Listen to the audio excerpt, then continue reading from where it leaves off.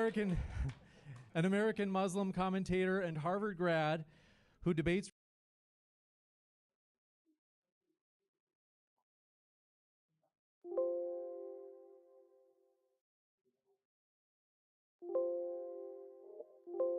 religion and politics. He is best known for his YouTube channel, The Muslim Skeptic, where he critiques modernity from a traditionalist Islamic perspective. Please welcome Daniel Hukikachu.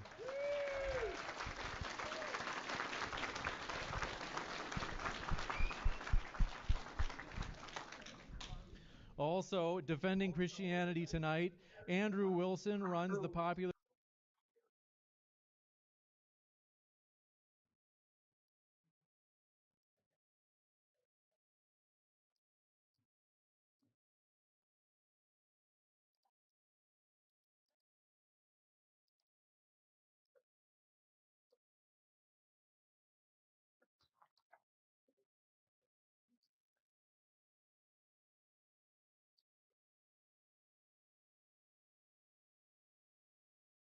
YouTube channel, The Crucible, which focuses on politics, news, debates, and interviews, and also runs Verbal Combat, a comprehensive debate course found at debateuniversity.com. Give it up for Andrew Wilson.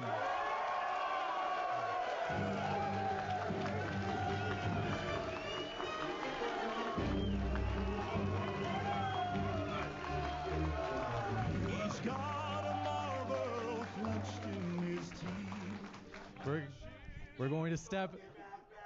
We're going to jump. We're going to jump right back. We're going to jump right into it with Andrew or with Daniel's opening statement. Daniel, the floor is all yours for your 15-minute opener. Thanks for being with us. Can you hear me? Yes.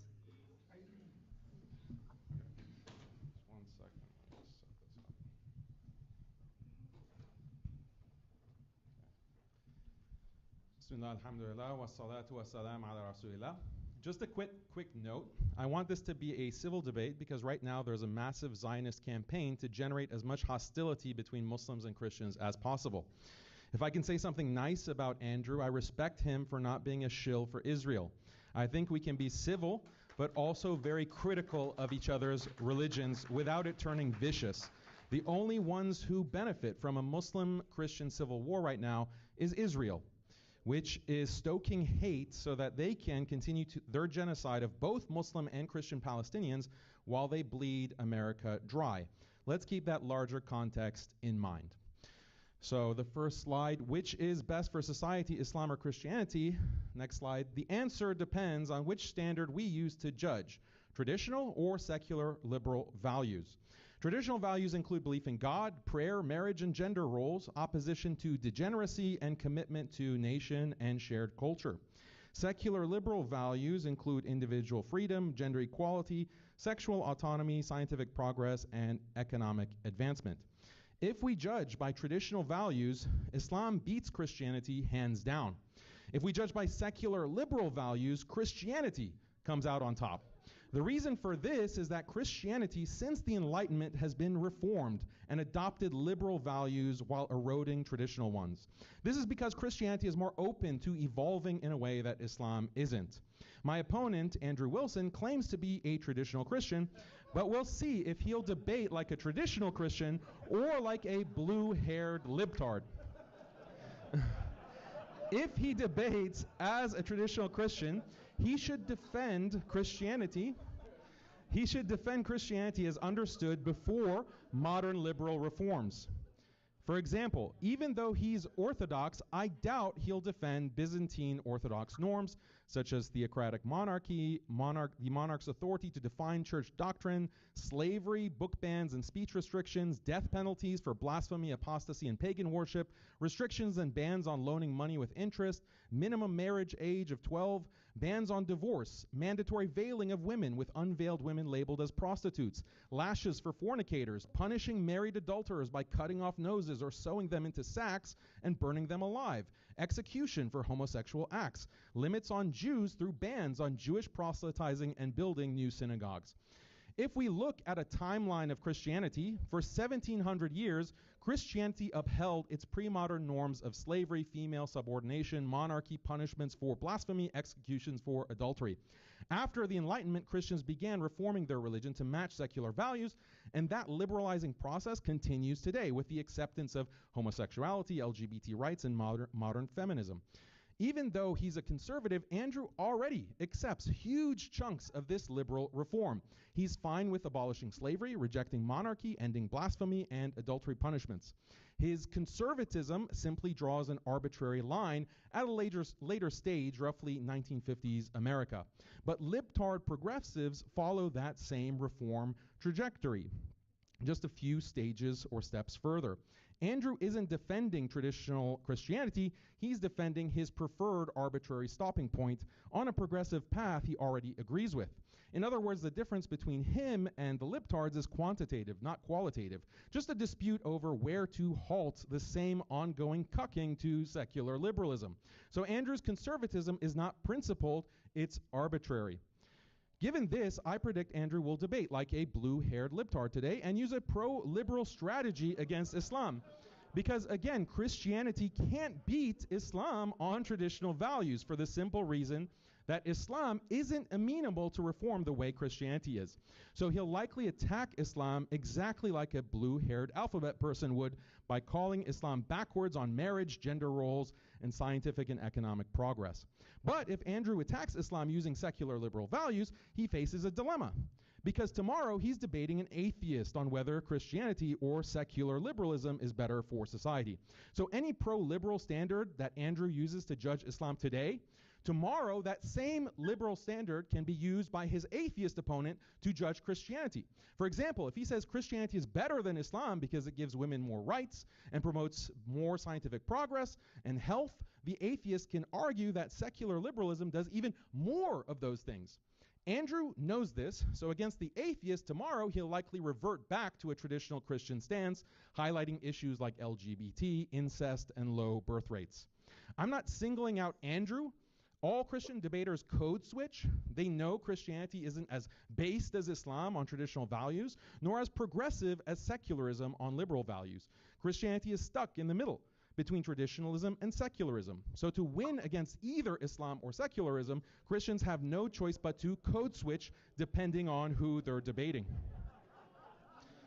Putting aside this conceptual problem with Christian apologetics, how do we know that Islam is better for society than Christianity? Again, it depends on what values we adopt. Muslim and Christians generally subscribe to traditional values. In fact, all humans, due to biology, inherently value things like belief in a creator, marriage, family, and community. So let's see whether Islam or Christianity is better at promoting these things in society using the abundance of empirical data available. Let's start with a bird's eye view using the World Values Survey, a global project measuring beliefs, values, and cultural changes in over 100 countries. Their World Cultural Map from 2023 groups countries by religion. Protestant European countries are yellow, Orthodox is red, European Catholics are green, Latin America in light blue, and Islamic countries in gray. On the x-axis, countries that value individual self-expression and autonomy are further right on the graph.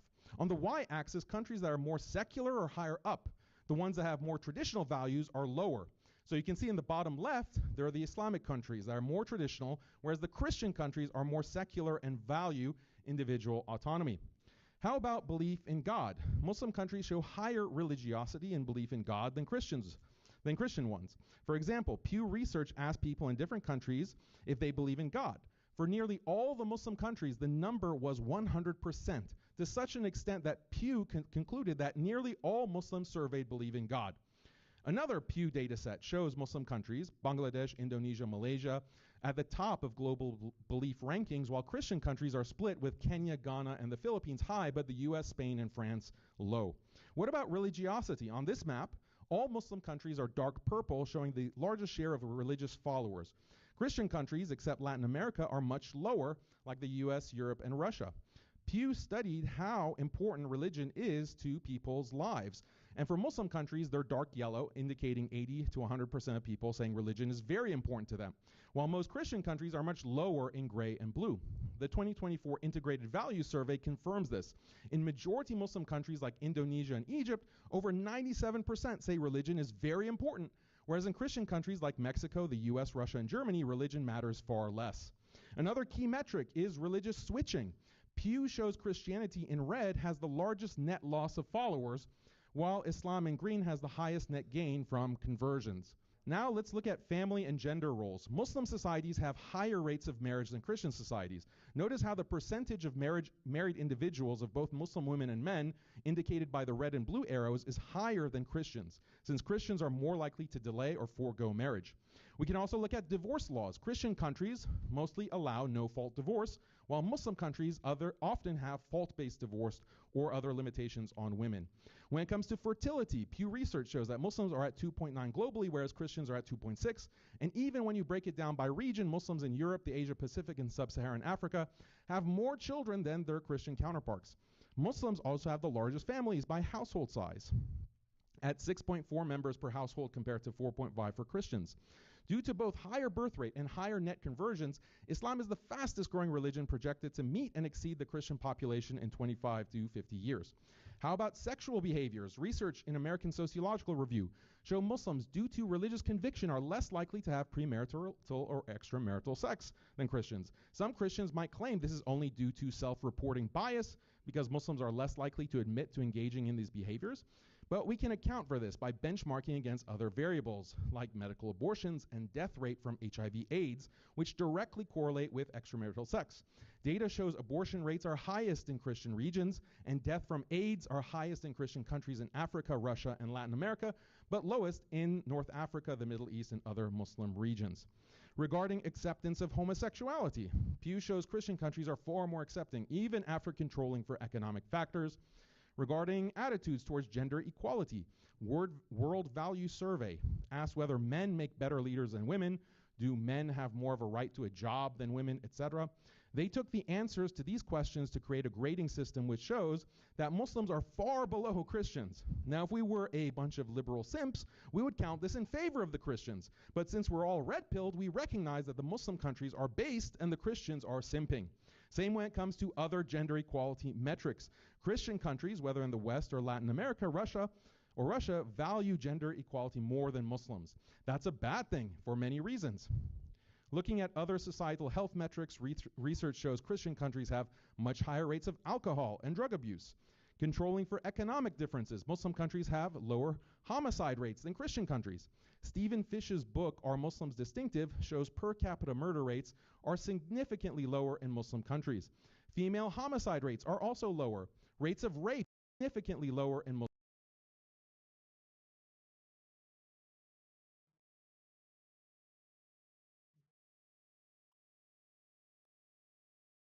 Muslim countries. Female homicide rates are also lower. Rates of rape and sexual violence are likewise lower in Muslim countries and highest in Christian countries. Multiple studies show that the suicide in Muslim countries and highest in Christian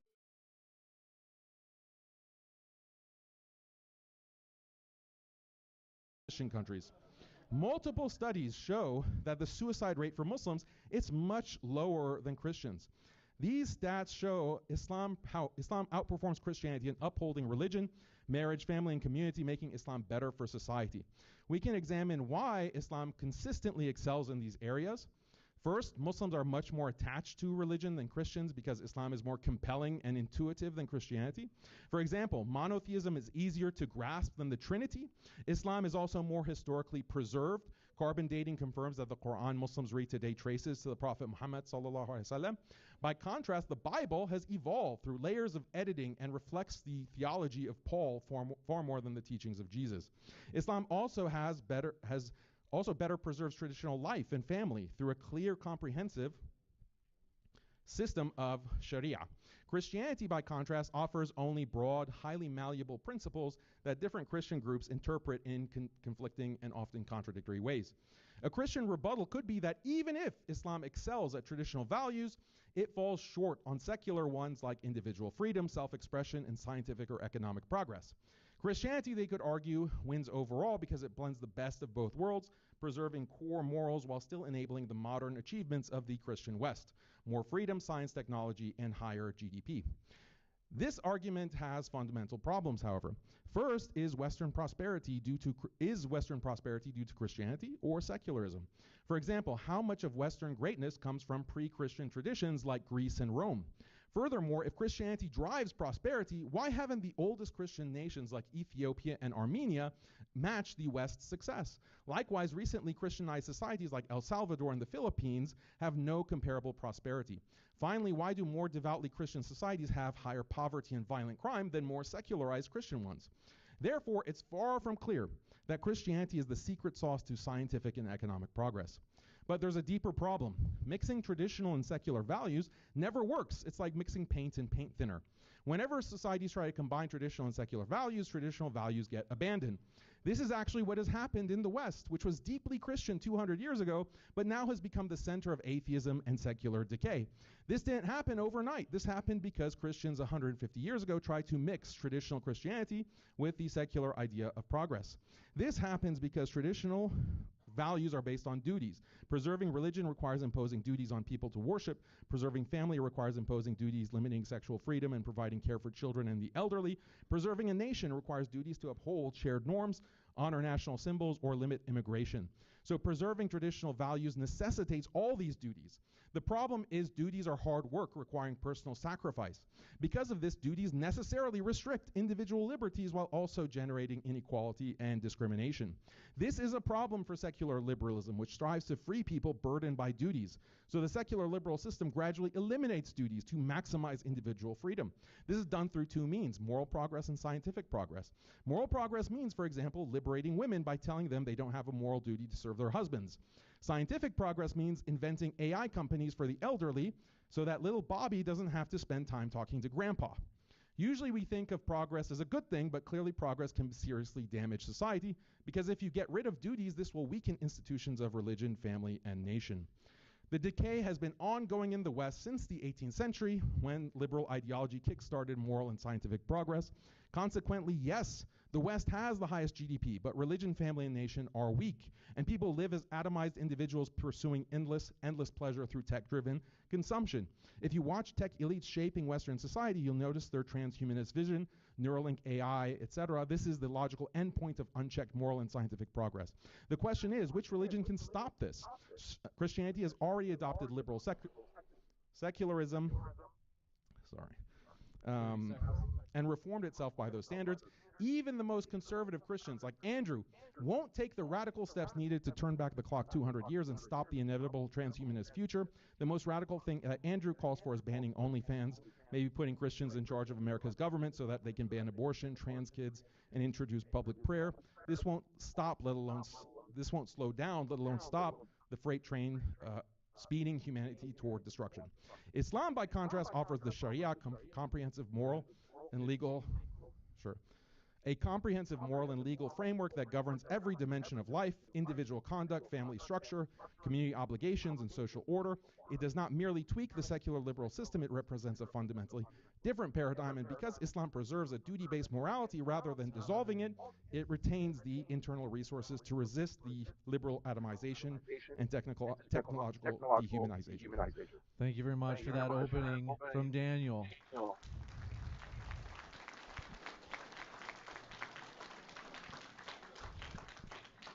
I've got the timer set for you, Andrew, on your first word. Good job, man. The fun thing about debate is you get to actually get in the mind of your opponent.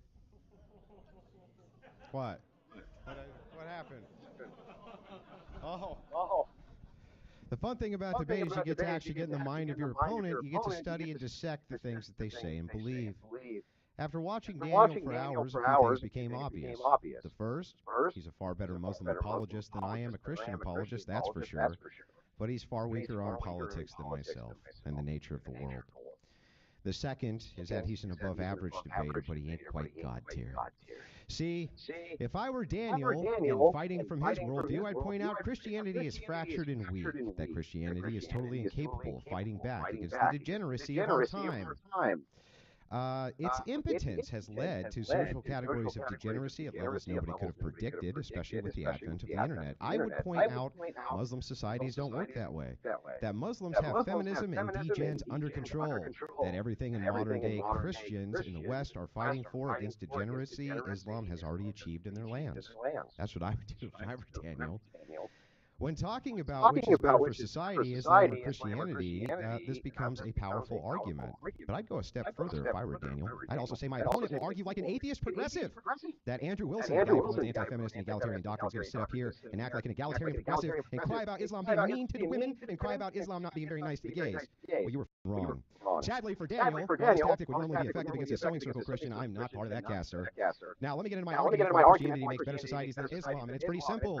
Islamic societies breed an inbred population. Next slide, please. Muslim inbreeding has been occurring at a high rate for about 1,400 years since the early Islamic period, encompassing most of the land still occupied by Islam today. It spread from the 8th to the 15th century, moved into Persia, North Africa, South Asia, where it remains and has created some of the dumbest human beings on planet Earth. The most common type of inbreeding is first cousin marriage. The rates of first cousin marriage in comparison to Christian nations is staggeringly high, even in comparison to regions occupied by Arab Christians. When a nation has both Christians and Muslims, Muslims are often double or higher than Christians. Example, India, Lebanon. Next slide, please. Muslim inbreeding. Sorry about that. Pakistan at 65%. 65%. Meaning, more likely than not, you're having sex with your cousin, and if you're not, you're the weird one. Okay? For the low IQ members of MDD, that means these people are more likely than not having sex with their aunts or uncles' children. Saudi Arabia, 58% with an average 76 IQ. Who would have thought it? UAE, Saudi Arabia, 58% with an average 76 IQ. Who would have thought it? UAE, 54%, 82 IQ. The crown jewel of the Arab world, you are more likely than not to be banging your first cousin. Iran, 40%, 80 IQ. Yemen, 45%, 62.9 IQ. Qatar, 30%, 80.8 IQ. Now, we're going to continue. Right, Oman, 36%, 78. Syria, 39%, 74 IQ. Turkey, 25%, 86 IQ. Jordan, 32%, 80 IQ. Egypt, 32%, 76 IQ. It goes on and on and on, and it just never gets better. Next slide, please. Thank you. Compared to Christian countries, let's take a look. Usually less than 1%. Now, I wonder why. Better societies, ladies and gentlemen. Now let's keep going. We want to pull up the slide here. Moving right along. As countries become more Christian, inbreeding declines. Right. We can see this from church intervention in Spain. 20 to 30% post-Reconquista Catholic Church banned marriages for commerce, papal dispensations sold for royals.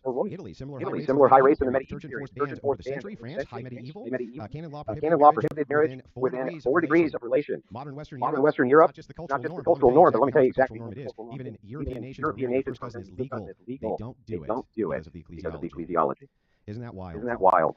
Africa shows the more Christians and less Muslims become, the better they do. Let's take a look at Nigeria. Okay, we can go down the list here. 50% Nigeria. 20 to 30% first cousin marriage. Isn't that crazy? Now let's move right on down to South Africa. Muslim 1.5%. Very low on the negligible in the national prevalence. You can look at the list. It's pretty comprehensive. We can continue to go, right? The bottom 20 least Sub-Saharan African countries are Muslim. 99% Muslim in Somalia. Very high. 60% first cousins. Anybody ever hear a joke about Somali IQ? Let's look over at Niger. 99%. 60% cousin marriage. First cousin marriage. Let's take a look at when we're taking a look at Mali. It's a 90% population. Cousin marriage. In other words, everywhere Islam goes, the IQ goes because they all are cousins. Not joking. Go over to the next slide, please. I want to show you the famous case. These are called the rat people of Pakistan, the condition known as microphalics. I think I have no idea. It's caused by excessive inbreeding. Last time you went to a European country and saw that. You don't see it. Inbreed, yeah. Now, hang on. Next slide, please. As we continue, let's just take a look here at the casual link between cousin humping and low IQ. Basically, there's increased homozygosity, I think that's how it's pronounced, or deleterious recessive genes, and it is the strongest causal link why the IQs are so low. Genetic risk raises the chances of inheriting 2 copies of harmful recessive genes. Brain development impact on genes neurodevelopment, reducing cognitive potential. IQ reduction evidence for cousin offspring lose 3 to 4 points on average and cause larger deficits. They've been added for 1,400 years. Higher prevalence equals greater risk. Widespread cousin marriage shows more individuals, lower cognitive performance. Generational compounding over successive generations. Genes accumulate. One of the big Muslim quotes you'll hear from Daniel Knight. And it's only 1.9% of genetic problems for normal people who aren't having sex with their first cousin. Well, that's true. He says it only doubles to 3%. That's very low. No, it compounds. If you hump your first cousin, those kids hump their first cousin, et cetera, down the line. Guess what happens to your IQ? Guess what? You'll never guess. Anybody got to guess? It goes down. The negative consequences of a low IQ. 80 IQ versus 100 IQ person, income 50 to 70% lower, welfare dependency 4 to 6 times higher, literacy less than 10% at less than 85 IQ, obesity up almost 2 times, chronic disease up almost 2.5 times, life expectancy less than 70 IQ, or 75 IQ down 5 to 10 years. Why? Because, well, you might just look down the barrel of that shotgun when you're cleaning it. Moving over, arrests and incarcerations 3 to 8 times higher, violent offenses 4 to 6 times higher, teen pregnancy 3 times higher, child neglect and abuse 3 to 7 times higher, intergenerational poverty 4 to 6 times. Almost every study available shows that IQ entering the low 80s, Muslim countries, affects nearly every aspect of life in a negative way. Economic prospects, criminality, mental, physical health, happiness metrics, and both at the individual and societal level. In fact, study shows that when a country has a sub-90 IQ average, they find it difficult to have basic innovation, infrastructure, professional class, and other basic needs of a functional society. Is that sounding familiar yet? Now, here's the thing that's interesting. Modern societies don't require everyone to be a genius. Just look at me. But they do rely on a distribution of abilities, and you can see their roles below. 70 to 85, basic job, practical skills, routine labor. That's Islam. That's almost every Islamic nation, ladies and gentlemen. 70 to 85. Sometimes up to 2 standard deviations lower. 85 to 100 would be skilled labor administrative support, 100 to 115 professional middle management, 115 to 130 engineer, scientist, doctor, specialized roles, the things they desperately need. They need it from us. 130 plus innovation, leadership, high-level problem solving. Next slide, please. Inbreeding itself over generations causes massively compounds that lead to negative consequences.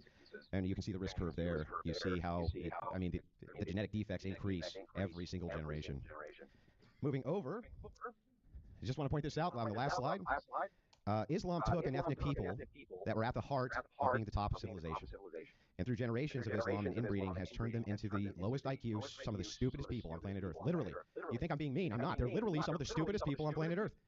Everywhere Islam goes, inbreeding increases and societies become worse. Where Christianity goes, inbreeding decreases, so societies do better in almost every material way. Let's just point out here, as I wrap this up. 1 second. So it's clear here that my argument summarized, though this isn't its entirety, is that Islam creates huge societies with large swaths of people with IQs so collectively low, they would be considered developmentally challenged, borderline retarded here in the West. Not kidding. Due to this side effect, force doctrine becomes the order of the day. Because the technological difference and capabilities of each people group is so vastly different, think Apollo mission compared to Starship Enterprise, Islam must literally bank on the benevolence of Christians to not wipe them off the face of planet Earth. They are basically feminists of the East, totally reliant on the goodwill and benevolence of global Christianity, not to just not exterminate them. Okay? And take their resources, always appealing to the mightier force for their existence and benevolence of that very people group who Daniel today's argument doesn't make better societies, which is a laughable proposition. Even absent the degeneracy of a people group must be able to competently defend itself or bank on the benevolence of a people group which can.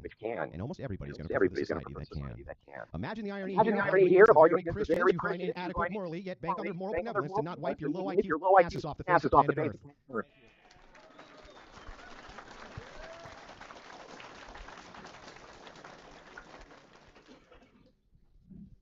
Thank you very much for that opening as well. I want to take a moment to say thank you to our friends at the First Project for sponsoring Debate Concepts, because they also believe in the description behind please also refrain from recording first with Daniel. The floor is all yours. So this falls exactly into what I predicted, like a libtard. This falls into exactly what I predicted, like a libtard. How you're saying that success is on the basis of IQ. Well, how are you going to argue tomorrow when you debate with atheists that Christian IQ is higher than secular atheist IQ? In fact, the atheist IQ is much higher than Christian IQ. So your entire standard for judging Islam applies just as much to Christianity. And tomorrow when you're debating an atheist, you'll have to concede that your Christian religion is associated or correlated with lower IQ. Therefore, atheism or secularism is better for society because it raises IQ. So that's one point. Point number two, where in the Bible does restrict cousin marriage? This, as you acknowledge, is a later papal decree. It was not a part of Jesus' teachings. Jesus didn't come out and say, hey, if you want to have a successful society, I ask you to keep it down so we can hear the speaker. Jesus didn't say, oh, hey, if you want success and you want to have a prosperous society, you shouldn't marry your cousin. Jesus never had this apparently essential Christian teaching that is the key to success on earth. That's your whole argument against Islam, and it's found nowhere in Jesus' teachings. It's found nowhere in the early church fathers' teachings. This is something that came later. And also, when it was decreed that cousin marriage is considered to be incest, it was on the basis of IQ. This is something that you have adopted from who? From atheists, from secularists, from those who are doing secular science, to discover these medical problems or IQ levels. So your entire standard for judging Islam is not a Christian standard, it's not a biblical standard, it's not an Orthodox church standard. This is coming only from atheists, from atheistic science. Second of all, if IQ is such end-all be-all Christian society, if you bring up a country list by IQ, many Christian countries are there. I don't know if you consider them to be Christians because they're not white, but they're also at 80 IQ, 70 IQ. Look at Sub-Saharan Africa, look at Latin America, look at the Philippines. It's also comparable with Muslim countries. Do you consider them to be Christians or not? Also, go back to the Middle Ages. IQ is much lower in the Middle Ages in Christian societies. Why that has changed is because of the Flynn effect. IQ has increased globally over the world, across the world, because of the Flynn effect. So if you have a problem, again, with lower IQ, look at medieval or Middle Age Christian societies.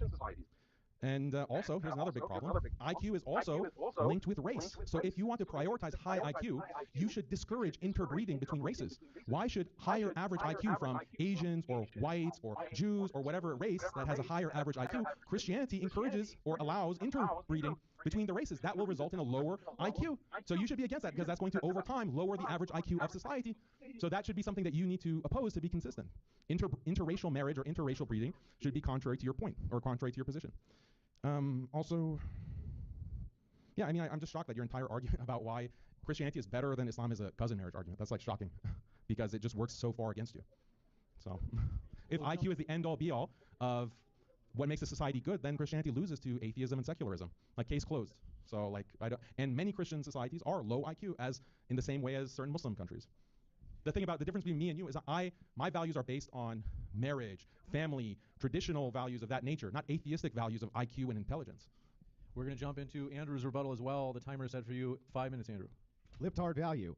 Don't your first cousin. Libtard. Let me just point out that Daniel Kikikachu didn't actually rebut any of my arguments, not a single one. My argument was simple, and I'll repeat it here again. The argument is that your society has to rely on the benevolence of mind to exist because of your general IQ. You see, remember how I told you the 70 to 85 is basic jobs, practical skills, routine labor? That's most Muslim societies, sir. Doesn't matter if you point out 2 exceptions to the rule. Even in those societies in which Christians have a lower IQ, guess what you find? Their interbreeding rates are going down, and when you compare them to the same Arab population where they're inbreeding, that section of the population, the IQ is always lower. So what's my argument here? My argument is that Christian societies are better because they lower inbreeding, which collectively takes your IQ so far down the rabbit trail that you end up having to beg the higher IQ individuals for protection from them. You have to bank on their benevolence. Imagine this guy is banking on the benevolence of Christians who have a high enough IQ to basically eradicate all of the Middle East. There's nothing they can do about it. And they're banking on that benevolence while telling you all that you're immoral. You're immoral. This is not an atheist argument. The argument here is based around what it is that we're discussing. What are we discussing? Which makes for better societies, right? Christianity or Islam? How can you claim you have better societies, sir, when half of your societies are so inbred, their IQs are like borderline retarded? How? How could this possibly be of benefit? And you know what they do when they go to other countries? They keep doing it. They keep doing it. Now he says, if you value IQ more than all other values, who said anything about that? The debate is not about that. It's about which makes for better societies. Now, which society would you rather live in? Would you rather live in a society of donkey pull cars? Right? Donkey pull cars. Because we're not smart enough to make cars. We're not smart enough to even have infrastructure because we're at 70 IQ, 80 IQ, borderline retarded individuals. That's a society. Who's moving there? Who's moving? Nobody. They're all moving here. Why? Because the societies that Christians have. By the way, a couple other things out. No. Christians are not stupid. Yes, their IQs are much higher. Much higher. Even in non-white areas, sir. Because they don't inbreed. It's very frowned upon. Go figure. And interestingly enough, I'll just point this out, that Christians have a much smarter enemy. Much smarter enemy. You're right, they do have a high IQ. You need high IQ to combat that with these values. Islam can make no inroads. They don't have the technology. They can't mount an invasion. They can't even make a power plant. Right? How are they going to do that? How are they going to do that? Daniel, what's your big plan? Is to bank on the fact that there's enough suicidal empathy in the West to keep on importing Muslims. That's about it. That could be his only plan. These people can't make armies. It requires massive organization and mobilization. If you could ever attack the West, that's a laughable prospect. He started with Zionism. 10 million Jews in his backyard. They can't do shit about it. Nothing. 1 billion versus 10 million. They can't do anything.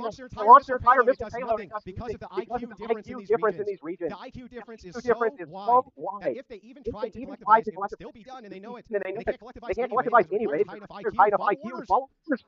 Okay? Okay? So I don't. That's my argument. My argument basically is very simple. is very simple. You have to have a high enough IQ to to have have a a society to begin with. society Christians make it Christians by make it lowering by everywhere they everywhere go. they go. Your You, family members. your family my members. God. My God. Back to you, Daniel. Back to you, Daniel. Is that? Is that? With that, we have 60 Now we minutes have of 60 open minutes dialogue. of open Though, dialogue. No, the open dialogue the is open broken dialogue into is broken 90 into second 90 segments just because there's segments, no just because there's interruptions. no interruptions. Daniel, we're ready for you for your first 90 seconds. Sure. So he said Sure. that So he said that his argument that Muslims rely on Christian benevolence because Christians have such high IQ that they could just technologically eliminate Muslims whenever they wanted. Well, Christians are the mercy of atheists. Christians are the mercy of higher IQ Christians are the mercy of higher IQ Ashkenazi Jews. Christians are the mercy of China and Asia. If you want to make a might make then we're in the same boat. Muslims and Christians are closer together in the same boat compared to these other groups. So this is a self-defeating argument. Also, AI is going to eliminate this so-called advantage of IQ. AI is making it irrelevant.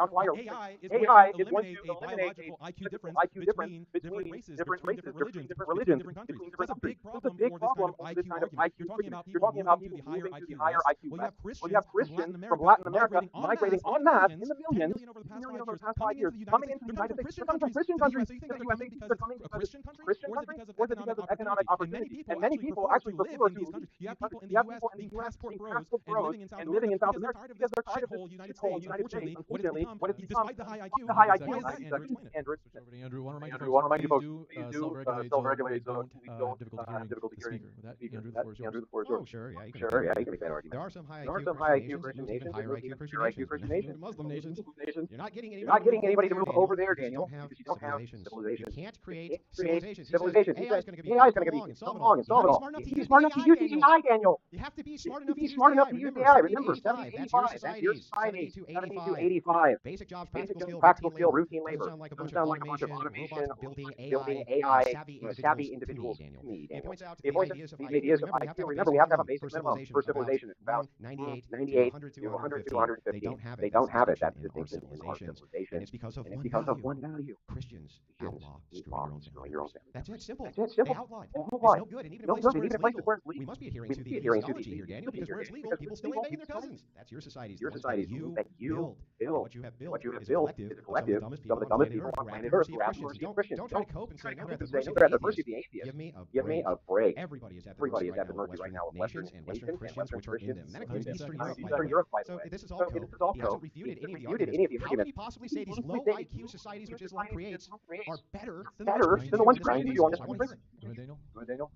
Yeah, so Yeah, you so don't you don't need need to know how AI AI works to be able to That's why operate. it's That's a why it's evening a of the playing evening field. of the playing field. I don't know if I don't know if anyone here but you don't has actually used need AI, to know how to program AI program to be able AI to use to it. be able This to is use it. something This that is something that is very how obvious. AI is How going to AI make is going to make differences really differences irrelevant in really the future. irrelevant in the And future. this is what And all this of is the what all of the futurists are saying. futurists are saying. Second Second of all, you have Christians in more religious more religious Christian going to countries, less going to religious less religious Christians. Christians. You have again Sub-Saharan Sub-Saharan Africans, you you have have Latin Latin Americans, where going Christians into going more into more secularized secularized nations. nations. So So this is again an argument for secularism, not not for Christianity. Christianity. You say that there are no Christians Christians moving moving to to Muslim Muslim countries. What about all the Christians Christians in in Africa, Africa, in the Philippines, in in Southeast Southeast Asia, Asia, that go to Dubai, that go go to to UAE, Saudi? that go to That is a that is a counterexample counterexample to to really bizarre bizarre claims. claim. You also again So look again, at what look makes at a what society makes a great. I society think great. that's I think that's the overarching point that is so is hard to believe so that hard to Christians would believe make that this Christians would argument. make this argument. I value I marriage. value I marriage. value I children. value having big I value families. I value God. belief in I value God. church I believe attendance church or attendance or religious attendance to places of worship. places of These are the worship. things I These find are the things I find valuable. valuable. And I showed you how within all Muslim of these countries all of higher, these things are despite higher. having a lower Despite IQ, having a lower grant IQ, you. which I'll grant you. Did you say over? Did you say over or 10 seconds? No, you're good. No, you're good. That was 90 seconds. Yeah, so this is Yeah, so this is really funny. That's the irony of saying this. Well, Well, Christians are moving to more secular countries, Muslims. so we're Muslims. What are you talking about? What are you Mass talking migration, about? Mass migration, no no bitching bitching about about Christians Christians right now, are are they? they? Christian They're nations. bitching about it the They're other bitching way about it the around. other way around. Really interesting. Really Daniel interesting. still Still hasn't refuted the argument. Notice he says everything everything we he says, we value really marriage. value marriage. To our first cousins. To our first cousins, we think it's great. It's We fantastic. really We value really it. value it. It's like, no, that's not a value of mine, sir. And I don't think that's secular to say. So the value of Christians do not want to have sex with family members. And by the way, can you please explain? I've asked you many times how it could be possible that you create better societies than Christians where everywhere Christians go based on their ecclesiology, their ecclesiastic authority, and the fact that they're Christians, inputting goes down, sure that the IQ at least somewhere around can function. Can you please, for the love of all that is good, I don't even care if you Google it at this point, just contend with the argument, how are you making a better society within reading and your Muslim values, which over 1,400 years have produced the dumbest societies on planet Earth? Wait, let me ask the Let me ask the audience question here. Let me ask the audience a question. Are there electric cars being developed in Latin America? Are there New AI technologies being developed in Brazil and Argentina? Are they being developed developed in Sub-Saharan Africa, these Christian countries? Because they don't have cousin heritage, Andrew. Why are they developing these amazing technologies, AI, nuclear weapons, fighter jets? I didn't see Brazil or Honduras producing any fighter jets, Andrew. Is it because they don't have cousin heritage? Why? They should be brain blasting IQ in all these Christian countries. Why is that not? If Christianity is the secret stuff, Andrew, then tell me why these countries don't have those technologies. Because the reason, spoiler alert, it's not Christianity. Christianity that causes this discrepancy. So high IQ. In the United States, how are you not able to figure out birth rate, fertility rate? Why are these countries going extinct? Why is Europe going extinct? Why is Christianity in these Christian Christian countries countries in Europe the population is on a nosedive nosedive despite the high IQ? They They can't even figure out how to reproduce at replacement levels. I guess IQ leads to extinction because it's correlated, right? The higher IQ you have, the lower the fertility rate. So it seems like the more Christianity you have, the more chances you have of going extinct, Andrew. Explain that for us. Well, if that were the case, you're in big trouble. Because if it's the case that your IQ stays the same and then collectively secularized IQ goes up, what's to stop them from wiping all of you out and you can't do anything about it? Your argument, unfortunately, destroys you. When you say, well, wait a second, what about these South American nations, right? Yes, they're way more advanced than your nations. Way more. Not even more advanced than your nations. Yes. The truth of the matter is that the reason Islam societies. We can bicker about theology, right? Hey, I'm sure Daniel could probably give you some points there. Can't bicker on the facts. He hasn't contended with the argument. He's asking me a bunch of questions. Did you actually hear an argument? Because there isn't an argument. The reason Islam makes worse society is because they have a doctrine. Now, notice Daniel didn't say, your first cousin and Mary. He didn't say that. Because they believes that you should. If he believes it's fine. He probably believes something about like inheritance or something like this, right? The thing is, though, can we please get an argument for how a society that doesn't at least have 100 IQ middle management isn't better than donkey pull cards. That's what I want to know. And please, for the love of God, sir, when you say it's not because Christianity, the entire historical record disagrees with you. When pagans were at 20 to 30%, guess what? It was Christians who brought that down. By the way, in all the Muslim shared nations, Christians and Muslims, they're always lower IQ than Christians because they're cousins. We'll go over to Daniel, 90 seconds as well. Again, throughout Christian history, you had sub 100 IQ. Throughout Christian history, it's only because of the Flynn effect in recent centuries that you have this change. So all of the criticisms that you're applying to Islam apply to civilization. How did you lose Christian civilization with sub 100 IQ? Was the Byzantine Empire a S-hole? They had sub 100 IQ. How did they have a civilization without having positive 100 IQ? You can't explain that. You can have a beautiful, expansive civilization and empire with sub 100 IQ because there's other values that are significant to human existence. Values like marriage, family, God, worshiping God. You don't need to be a positive 100 IQ genius to be able to love and be devoted to God. I think that is actually more of the Christian message than the kind of IQ chauvinism that you're presenting. This doesn't seem Christian at all. This really doesn't seem Christian. You keep talking about like donkeys playing cards. Go to the Philippines. They're Christian. Go to the Philippines. Go to some of these African countries. Go to Botswana. Christian countries. They have donkeys playing. Apparently, their Christianity and their lack of cousin marriage is not helping them. This is a really bizarre argument. You can laugh it up. It doesn't change how stupid this is. If you have, if IQ is the end all be all of civilization and the end all be all of progress, why is the West in a nosedive? All the things, Andrew, that you beautifully criticize about the West, the LGBTQ, the lack of marriage, that's happening in these non-cousin marriage countries. Having the highest IQ is not the end all be all. Sure. Let's take a look at the first straw man. No, of course not. Straw man. Told us. Muslims build when they produce 70 to 85 IQ individuals who are basically for basic jobs. He still hasn't told us that. He can't tell you. He can't tell you that these are better civilizations. The reason that he can't, because they're not. They're clearly not. And the thing that's really funny about this is like, let's just grant that just for second, we'll just grant Daniel's pretend. Well, it's okay to have a bunch of AQ people who can't seem to get past primitive technology and are just day laborers. But you know what? We don't do anything degenerate. Your cousin's degenerate, Daniel. That's degenerate. Yeah, maybe they don't. Maybe there's an OnlyFans girl, but your first cousin is degenerate. So by the way, let me just point this out. Really important to point out. He has not made an argument about how they produce better civilization. Only I have. My argument is simple and stands unopposed. Where Christianity goes, incest decreases based on canon law. Where Islam goes, incest increases based on their canon law. Therefore, where Christians go, society gets better, where Islam gets worse. An argument which should be swell. 90 seconds. I'll switch it to Daniel. I gave gave a argument that you failed to respond to. I said that Islam, when we look at the statistics, when we look at all these countries on these metrics of marriage, birth rate, household size, belief in God, conviction in God. I thought we were believers. Conviction in God is higher in Muslim countries. Holding on to your religious practices is more in Muslim countries. Look at the levels of drug abuse, alcohol abuse being lower in Muslim countries. These are all values that are good, and we see them associated with Islam, not Christianity. That was my argument. So you can't deny those statistics. So you keep claiming that I have no argument. You clearly do have an argument, and I refuted your argument. IQ is the end all be all. Your entire argument is the basis of IQ. You haven't said, you just said, marrying your cousin, effing your cousin, that is degenerate. On the basis of what? It's not on the basis of your it's just a yeah, laugh it up. Laugh it up. Make sure we can hear the speaker. Laugh it up. Because as I said, you argued on the basis of a decree that was made. What is the actual moral argument other than it lowers IQ? There are many things that lower IQ. Interbreeding with other races, interracial marriage results in low IQ. So is that degenerate as well? Why can't you answer these questions? Instead of repeating, you don't have a response to my argument. Okay, yeah, you said that. Yeah, you said that 10 times. I'm making. Here's the thing that's funny. The you're making are in question form is not an argument. They're questions, not arguments. Perhaps you should go to a higher IQ school. The point is, and this is super important to point out, I have what's called an argument. I made an argument. That argument needs to be refuted. Now, I would be happy to sit here and answer all your questions, Daniel, but specifically a forum where that's not the case. Instead, we do 2-minute monologues. Probably because I would hear you use method. But I would be happy to do that. People always misjudge. You think, well, Andrew just steamrolls debates. These long-form formal debates thrive. And let me just point this out. Has anybody heard an argument yet? He just says, well, there's better families. Okay, but you need to give us a standard, an argument standard, for why it would be that these have societies which can have, I don't know, skilled labor and middle management at the very least. That's all I'm asking for. I'll concede. Hey, we've got some problems. Got the OF, we've got the prostitution, we've got some pretty important things going on over here. And we have high IQ enemies that require high IQ enemies. Right, and they're not getting it from Islam. My question just is this again. It's very simple. How do you make societies that can begin with when you basically live in the Stone Age in comparison with technological distinction? You live in the Stone Age. Islam, we already got AI. What are you talking about? I just want an argument. That's it. I want to hear an argument for why Islamic nations are better than Christian nations based on the fact that they go and everywhere they go, they increase customers and we don't, which lowers the collective IQ. Actually, like a reputation. Okay, here is the argument. I'll put it in premise so you can follow it. Take notes, Andrew. Premise one. Okay, societies that encourage marriage or religions that encourage better marriages, higher quality marriages, less being sluts, less prostitution, societies that have bigger and more healthy families, societies that have more devotion to God, societies that are more cohesive, are standing for each other in a kind of nationalistic or communal way. That religion that encourages that is going to be better. It's going to be a better religion. Islam encourages all of those things I mentioned. The stats I presented. That's premise two. Conclusion.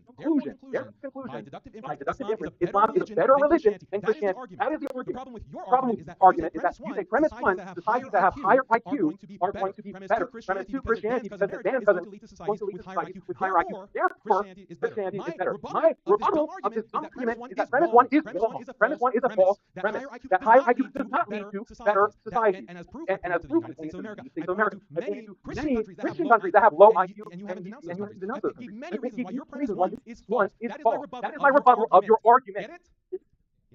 Yeah. Let's go through this premise at a time. First and foremost, the entailment of your argument is that low IQ societies lower IQ societies are actually better, Daniel, which is hilarious. Remember, you rejected that as being a false premise. P1, he says societies require higher quality marriages. They fuck their first cousins. Possibly be a higher quality marriage. I reject premise one. I say your argument is not even sound. How can you have in any way invalid? How could this qualitatively be better? Deficiencies compounded over 1,000 years. The point for your civilization literally requires the level of civilization so that they just don't wipe you out. You're not technologically advanced to do anything about it. You're not technologically advanced.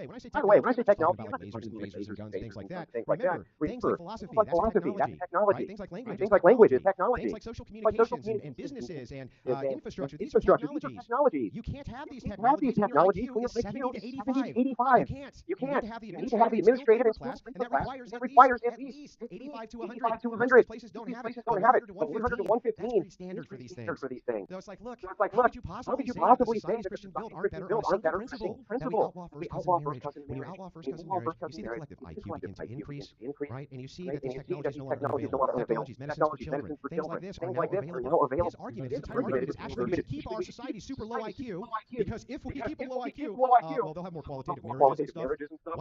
What? We have to switch it over at 90 seconds. Go ahead, Daniel. No, I didn't say lower IQ means you'll have more marriage. You don't understand causality. So again, the question is, you had the vast majority of Christian history at sub 100 IQ. Your assumption, the premise that you're using, is that you have to have a over 100 IQ average in your society to build civilization and to be functional. But this is disproven by your own religious history. This is disproven by all of Christendom prior to 1900 or even 1900, the 1900s actually.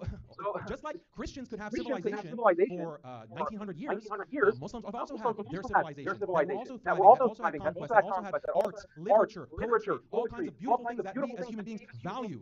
It's not just IQ. You're taking this atheistic argument, which is baffling to me. Why is you as a Christian would have this kind of IQ fetishism? You're not a white nationalist. IQ is not the end all be all of human existence. I am happy.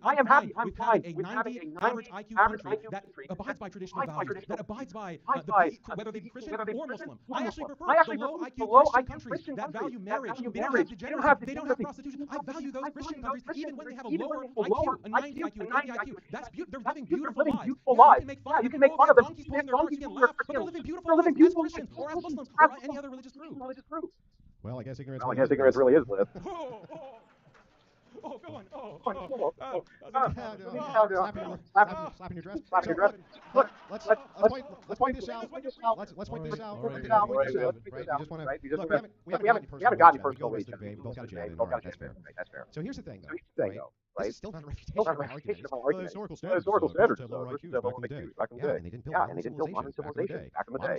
Modern civilization requires professional middle management, 15 IQ, right? 85 to 100 for skilled labor. What they're talking about is just basic day labor. People are very low. You need to make the claim that they're really choosing Islam anyway. They can't really think about it that hard. Right?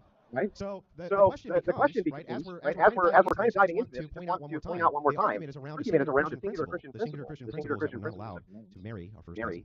That's in our ecclesiology. I don't care if you're a Protestant, right? Almost no Protestants do this, right? No Catholics. Orthodox is forbidden as well. It's not that you could find some sect somewhere, small society practices it. I'm sure that's the case. By and large, it's not. With Islam, the opposite is true. By and large and overwhelmingly, they do. So we're basing this on a singular principle, which is Christian, and that's what I want reputation. Why is marrying your first cousin building low IQ society better than not doing that? Again, it's not a causal relation. Islam doesn't mandate marrying your cousin. It's not like we're saying you want to keep low, so marry your cousin. You keep getting the causal chain wrong about this. The second point that I want you to address is that when you look at IQ increasing, that is associated with atheism. It is directly correlated with higher levels of atheism. The higher the IQ goes, the more people become atheists. This is a bad thing. I would assume that Christians would agree. More atheism is a bad thing. I think that modern society is not all it's cracked up to be. I don't know if you guys have been looking around, but it seems like I felt, at least myself, that over the past 5 years, especially with the pandemic and everything that's happening, where World War is about to break out. I think modern world is a dystopia. I am waiting for nuclear holocaust to destroy us. I don't believe in the absolute value of modern society, and therefore I don't agree with your premise that high IQ is something valuable in and of itself. Many things being wrong or bad with high IQ. I prefer to turn the clock back 200 years, where Christians had traditional Muslims had traditional. Yeah, you didn't have a laptop. You didn't have internet. You didn't have cars. You didn't have to worry about your wife having to being in college and sleeping with every frat boy in the university, and you don't even know her history because you have like LGBT degeneracy. You have elderly who are being shipped off because there's not a strong family to take care of our own elderly. Children are being shipped off to daycare because there's a strong marriage, mom at home to take care of the children. I prefer the low IQ. I prefer the low technology society. To switch it over, Andrew, I just point this out. That none of those degenerate things, which I agree with. I think you're having with the causal links. Let's point this out. And this is really important. 2.0. One more time, you didn't get them. The argument is how do you make a superior society which is better for society? And you know what? All you've done right now is just literally. I'm Daniel King, and I prefer a low IQ society. That's his argument. Now, look, I did not expect that you would have a preference for a low IQ society, and therefore we should continue to have family members who achieve low IQ society. Over here on the Christian side, well, we're just not willing to do that. So here's what's really important here to remember. As the argument structure goes on, Daniel is literally giving prescriptions at this point. He's giving you an we ought to have dumb That is his ought. My ought is different. My ought is you being intelligent does not restrict you from Christianity or Christian ethics. And we look at the IQ differentials and we can see firsthand that that is true. So the thing is these are not mutually exclusive claims. When he says higher IQ leads to secularism, I can just as easily say higher IQ leads to Christianity because all the Christians are way higher IQ. So the thing is, which of those moral values would you not prefer? Which of them? Which of these Christians don't want degeneracy? They're fighting against it as well. The only reason you've made these successful inroads is because your enemies are so stupid that you can conquer them. And anytime you try to conquer the technologically advanced West, you can only do it via immigration because you cannot compromise or spare yourself in the very nuclear war you're currently because your people groups are too stupid. Over. How much time do we have, James? How much time do we have, James, for to the back. Before we have until maybe 30 more minutes. 30 more minutes. Okay, that's good. 30 more minutes. 30 more minutes. So, 30 more minutes. 30 more minutes. Andrew saying that Muslims are dumb. I'll try to be more substantive. So just listen to this. Okay, so let's get into IQ science.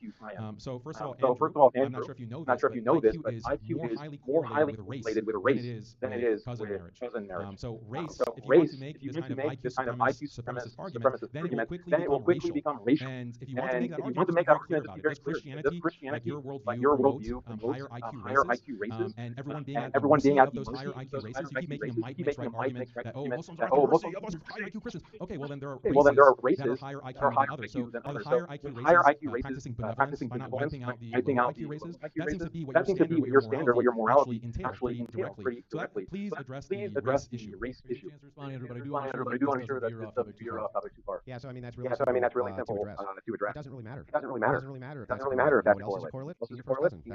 That's a correlate. That's a massive correlate for lowering IQ. It would matter if it was inherent, let's just say, for instance, that white people have higher IQs on average than the average. Let's just say it for the sake of a hypothetical. It doesn't actually matter that one thing that's going to bring the IQ down. Your first cousin. So the thing is, if that is the case, and it's objectively the case, I can still make the prescription that your society would be better off if you had 85 to 100 skilled labor, 115 IQ professionals, at least. You said it yourself. Right now you're terrified. We are terrified if you're war all around the nation, all around local nations, terrified of Zionists right in your own backyard. I get all of that, Daniel. But your people group aren't smart enough to defend themselves against these people. Christian nations are. They're smart enough to defend themselves from people groups who want to wipe us out.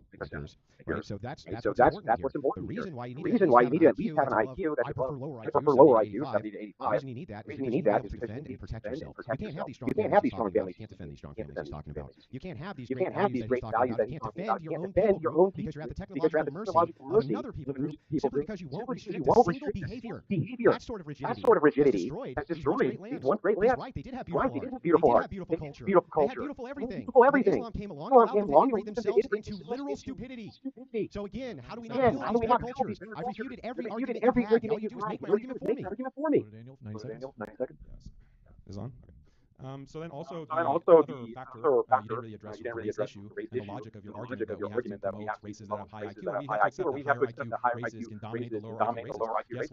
Guess what? You want to talk about Israelis dominating Palestinians because of low IQ. Guess what? Which race actually has a representative that controls every member of Congress, like a handler? The AIPAC handler. What race are the AIPAC handlers that are controlling Congress? What race are they? Are they white? Are they white Christians? Actually, Andrew, because it seems like 300 million Christians can't take care of maybe a handful, 10 million of that one particular race that has a death grip over your country. Maybe address that, Andrew, the elephant in the room, and then tell me about IQ. The other point I want to make is that you have to spell it out. They're called Jews. They're called Jews, Andrew. And there are only 10 million of them. But they have a lot of control. The thing about Israel is that they're able to dumb Christians to support wars that are going to bankrupt America and cause America to really collapse, so that they will have wars in the Middle East killing Muslim brown people, because you Christians apparently, by your argument, Andrew, are too stupid to realize that they're being destroyed by this one particular group. It's really brilliant, Andrew. So actually, it's my turn. Actually, it is really brilliant. Notice how Daniel is banking on the Christians to save him from a higher IQ people. Just like I said he would. Banking on the higher IQ, benevolence of a higher IQ people group to save him from another higher IQ people group. Isn't that wild? It's almost like everything you say before you said it. Because I did. This is very simple. His entire argument here. He's giving you right this second is let's talk about how these higher IQ people are controlling you. The people I'm appealing to right now to stop them from dominating our entire region. 10 million. Dominated completely. Completely. And they have to appeal to somebody else to protect them because you don't have the requisite IQ or technology to protect themselves, and that's that. And that's why you have to have a minimum IQ to have some sort of civilization, which can at least contribute to your own nations and people groups protection. How could that be a worse standard? He wants to make it about racism, red herring, right? It doesn't matter. It doesn't matter if your race has the potentiality for like, let's say, 100 IQ. Let's just say that was the case. It was just stagnated at that for some reason. Why would we want to reduce it below that? Why? That's the dumbest thing that I've ever heard. So again, he makes my argument for me. He's appealing to the benevolency of Christians and his people group. That should be I wish you guys were smart enough to get it. If that was the case, that you understood this, right? That you're appealing to a smart people group to save you from another people group. That's why you guys have to get your IQs collectively higher. And you just say you prefer lower IQ societies.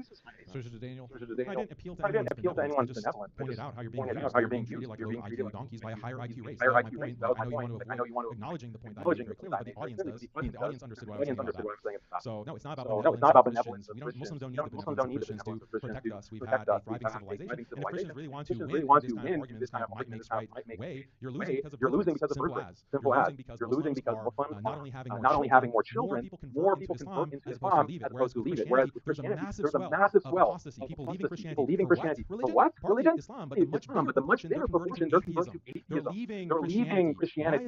Why is that? Why? Because of a secular education. So this is maybe you need to appeal to the benevolence of the atheists, the Jews, these other non-Christians, because your religion is bleeding out. I showed the chart. I showed the chart in terms of religious switching from instead of grandstanding and trying to puff out your chest, address these real problems.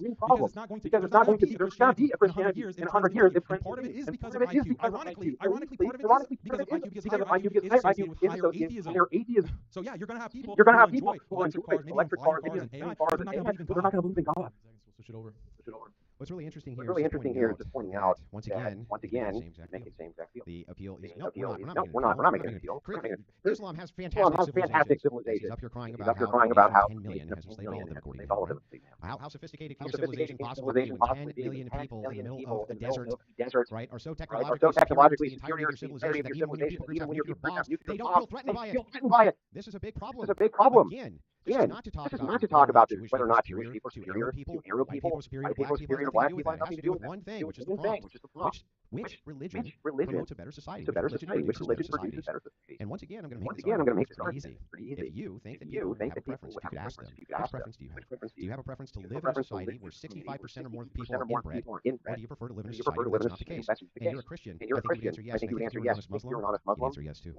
And why? Well, it's because you still want medicine for your kids. You still want to be able to drive on the roads. You still want to be able to have basic infrastructure, skilled laborers, professionals, things like this. And it's not that there's not many Muslims who aren't. There are. But there's not enough to meet the demand because they produce really stupid societies. And it's because of this reason. So it's like he just keeps on begging me to answer questions about degeneracy, which has nothing to do with the debate. We're talking about society is better. Degeneracy has to do with society. Degeneracy has a lot to do with society. It's pretty much your entire platform. Talking about degeneracy ruining society. So like the technology that the West has achieved. You're saying that, well, look at all these biomasses at the mercy of all these technologies, the fighter jets, the nuclear weapons, whatever. But that technological progress is victimizing all of us. They're all a victim. Doesn't matter if you're Muslim, Christian, Hindu, we all are facing this massive transhumanist behemoth, this hegemony.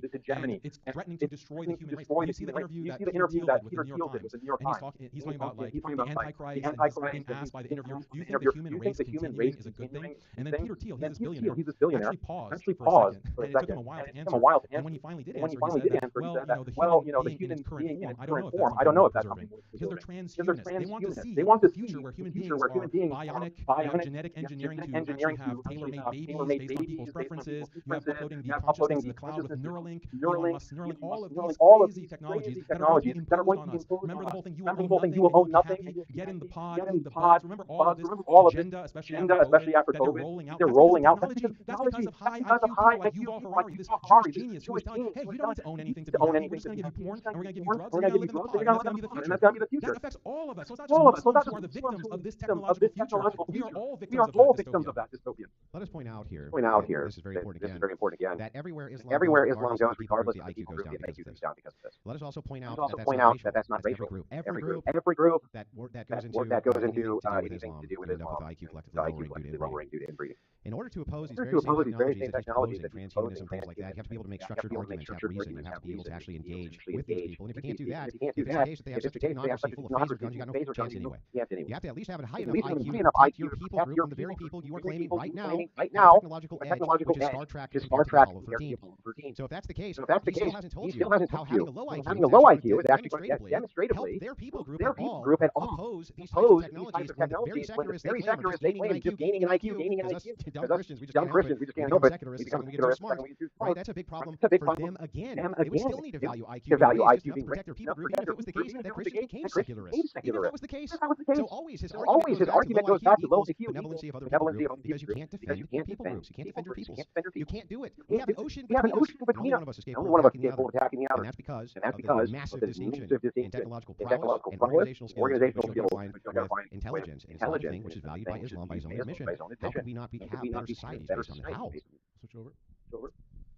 Again, the benevolence argument. The only reason that you are able to have a platform on YouTube is that the benevolence of a bunch of atheist, God-hating secularists. That's the only reason you have a platform. They could ban you tomorrow. They say, yeah, this guy is flying too close to the sun. He's a little bit too hateful. And they ban you. Your entire ministry, your entire outreach is based on the benevolence of God-hating atheists, people like Elon Musk, people like Peter Thiel. This is a problem for everyone who believes in God, not just Muslims. And I want everyone to recognize this. If IQ is the end-all, the way to maximize IQ is transhumanism. It's to actually genetically engineer human beings to have higher IQ, because IQ has a genetic basis, right? So the number one way to raise IQ is through genetic engineering, transhumanism. Tomorrow, if Peter Thiel and Elon Musk and the people who are controlling Christian countries and the globe really, they say that, hey, we're going to Christianity because actually leads to lower IQ, and we have to adopt atheism, and they mandate that, and anyone who says that they believe in Jesus is actually a radical terrorist who's spreading hate, and the Bible is full of hate, and we have to ban this in order to reach our utopia. Okay, that's going to happen at the hands of atheists. So Christians are also at the mercy of the same kind of fetishists who want to transform the human race.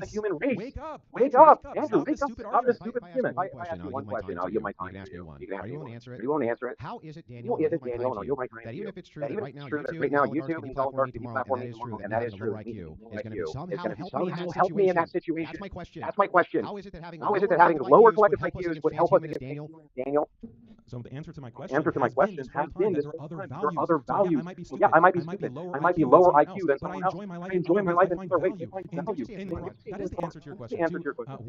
Worshiping God, and spending time with my family, having a wife. I don't have to worry about her cheating on me, having this long history or whatever.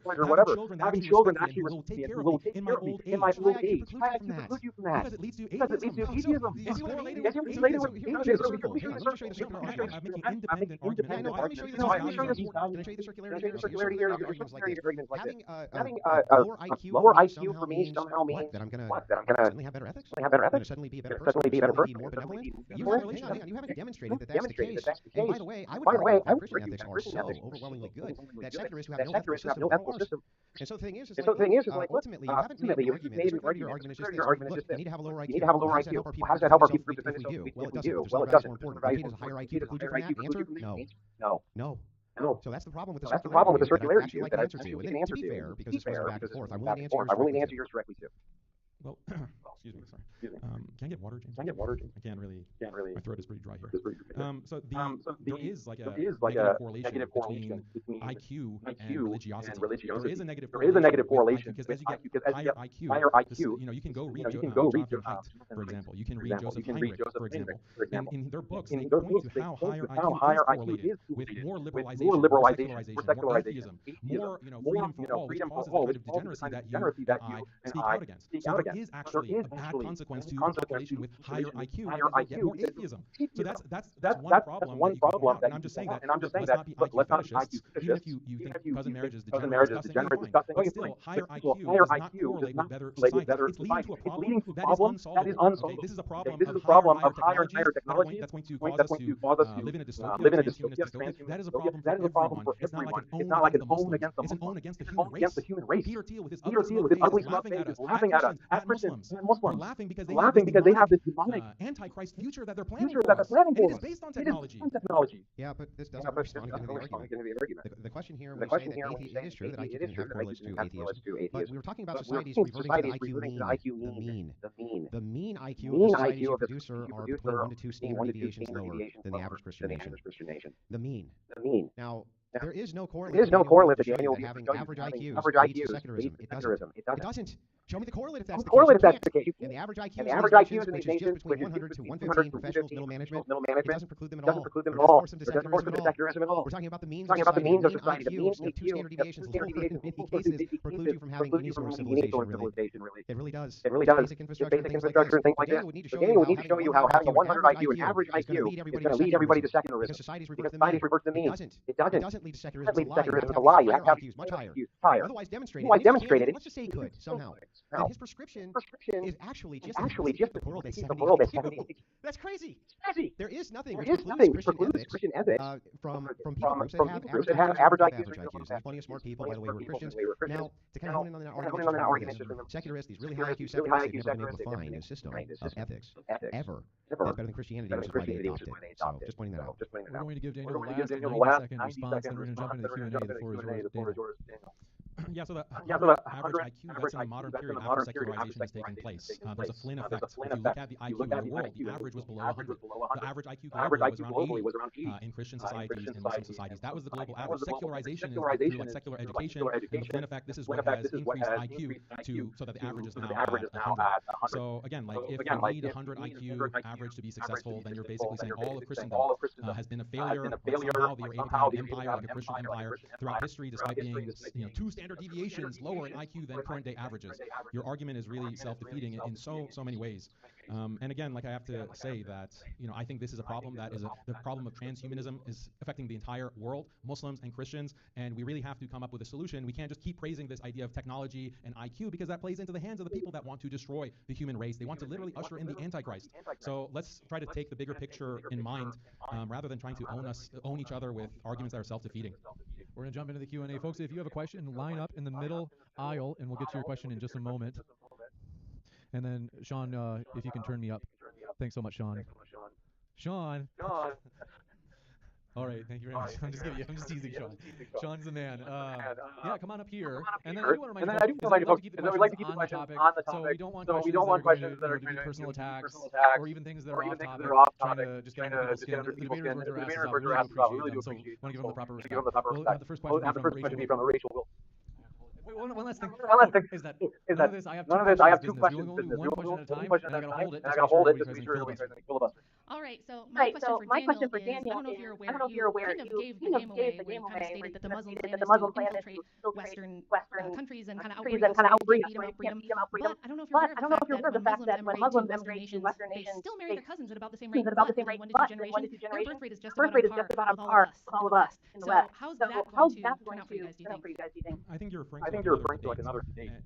It's another debate I had with the white nationalists. The white nationalists was might makes right argument as well. That the white nations are going to dominate Muslim nations. And I said, look, if might makes right, then you don't have really a moral argument against immigration. The Muslims who are immigrating can also make might makes right that okay, fine. If you are going to use all your weapons against us, Muslims, well, we're going to use birth rates against you. So it's really a response. Like I don't want to have war. I don't want to have infiltration. But if that's the standard that we're going to have for everyone, like okay, if you're not strong enough, we're going to genocide you. That's the standard that we're operating under, then Muslims are going to have to fight like any other peoples would.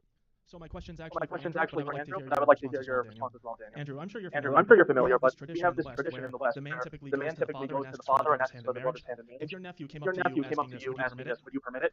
No. Daniel? Sorry, I didn't understand. Your nephew? So we have this tradition in the West where a man who wants to marry a lady goes to the father asking for the daughter's hand in marriage. So if your nephew came to you with this request, would you permit it? Yeah, I consider it. I consider depending on quality, but I mean, this is something. If Jesus was the church fathers living at early. Folks, I do want to ask just the other people that are listening to the speaker can hear. I just want to ask you to keep the conversations down. So as I was saying, like in the early periods of Christianity, if some Christian father was asked, can I marry your daughter, and nephew comes to say yes. It was only later in Christian history that was considered incest and was outlawed. And actually, the outlaw of cousin marriage didn't extend just to first cousins. Like I don't know if you realize it extended to second, third, all the way to seventh cousin.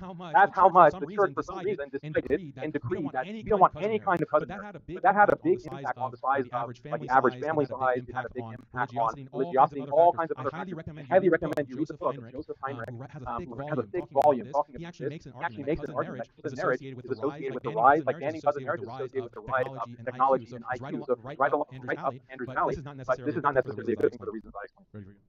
This one's for Daniel.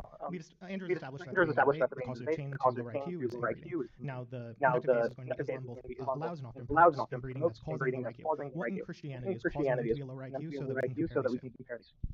Well, one example that I gave in the debate is interracial marriage contribute to lower IQ. If anything that lowers IQ is something that's bad, then Christians and Andrew should be against interracial marriage as well. That's one example. He didn't really that's another thing highly associated with lower IQ. Also education. Education is associated with higher IQ. Religious education is correlated with so you have to also insist that people go to secular education instead of religious education if your only priority, your main priority was increasing the IQ within society.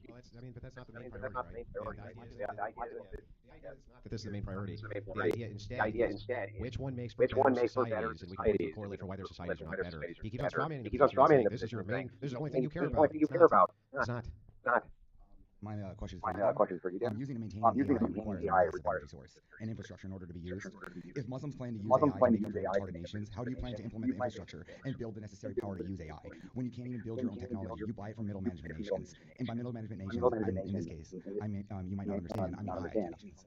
Here, let me paint you a picture there. So you have your high IQ nations, and they have their power sources, and you have the Neuralink, everyone is plugged into the cloud, and you're like plugged into the masturbation machine with your non-stop virtual AI porn that you're addicted to, that dopamine is surging, you're in a constant state of euphoria, and then guess what? Most of the low IQ idiots that have been living in the desert with their donkeys, they're going to come and they're going to slaughter all these hooked up to the masturbation machine. They won't even be able to stand on their two legs because they're atrophied to such an extent that they can't even walk. That's the future of the West. That's the future of high IQ. The biomass of Muslims are going to come because they don't have the high IQ necessary to actually develop guns and manufacture them en masse. They're going to come and slaughter all of the high IQ geniuses. That's the kind of future, right?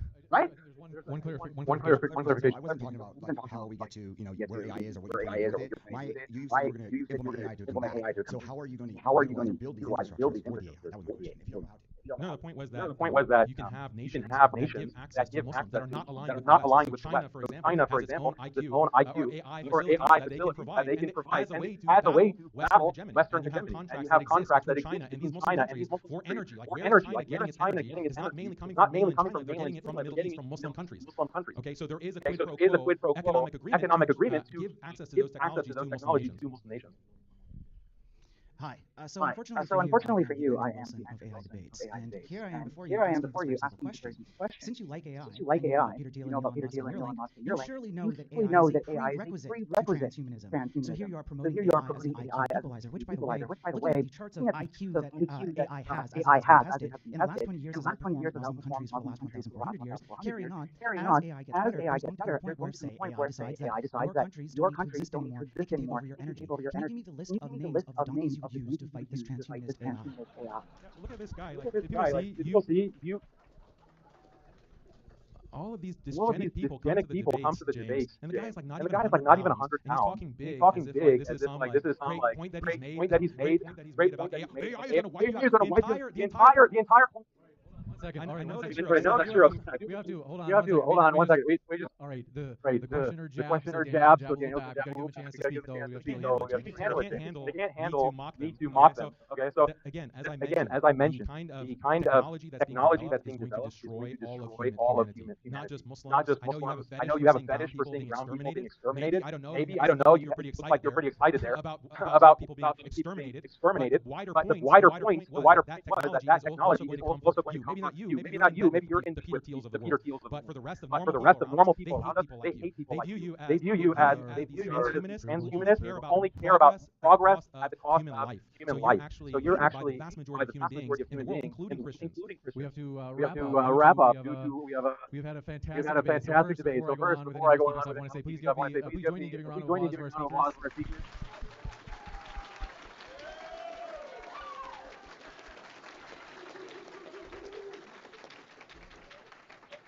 I want to say thank you very much, folks, for being here with us tonight. If you have any questions, please ask Bob or I. We look forward to seeing you tomorrow. Thanks so much. Have a great rest of your night.